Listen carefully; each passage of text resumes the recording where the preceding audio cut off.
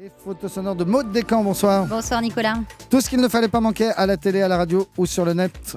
Alors pour commencer, un son d'archives qu'a retrouvé Europe1.fr, une interview de Dominique Baudis. C'était à l'été 2011 sur Europe 1. Il revenait alors sur les accusations dont il a fait l'objet avec beaucoup de sagesse.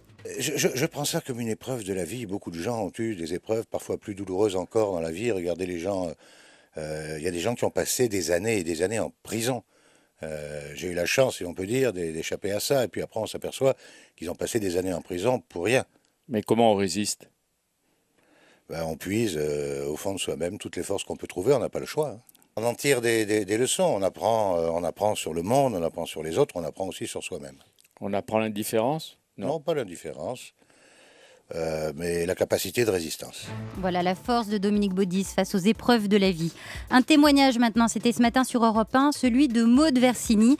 Son ex-mari, un homme politique mexicain, a enlevé leurs 3 enfants et refuse qu'ils voient leur mère. Pour Maud Versini, chaque coup de fil à ses enfants est une épreuve douloureuse. Aujourd'hui, mes enfants ont beaucoup changé, je ne les reconnais plus, je vous cache pas que c'est affreux, ce sont des conversations qui me bouleversent, qui me rendent malade. Ce sont des enfants qui sont manipulés, qui sont conditionnés par le père, qui vivent ce syndrome de l'aliénation parentale dans toute sa splendeur. Ce sont des enfants qui ne m'appellent plus maman, qui ne m'appellent que par mon prénom, ma fille m'appelle madame. Comment voulez-vous que je me batte contre ça ? Je ne les vois pas, je n'ai pas le droit d'accès, pas le droit de visite.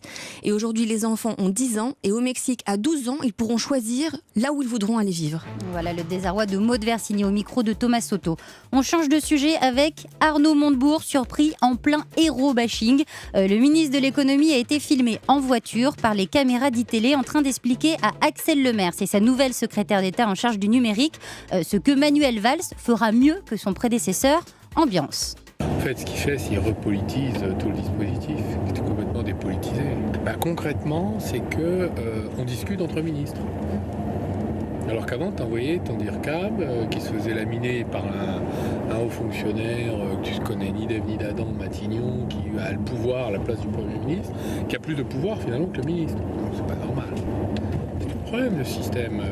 Quand il n'y a pas de politique, c'est l'administration qui prend le pouvoir.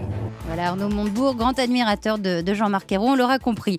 Et puis, c'est un coup de massue pour les fans de Plus belle la vie. La seule boutique de produits dérivés de la série va fermer ses portes. Écoutez Bernard, fan inconditionnel, interrogé par la correspondante d'Europe 1 à Marseille, Nathalie Chevance, entre colère et consternation.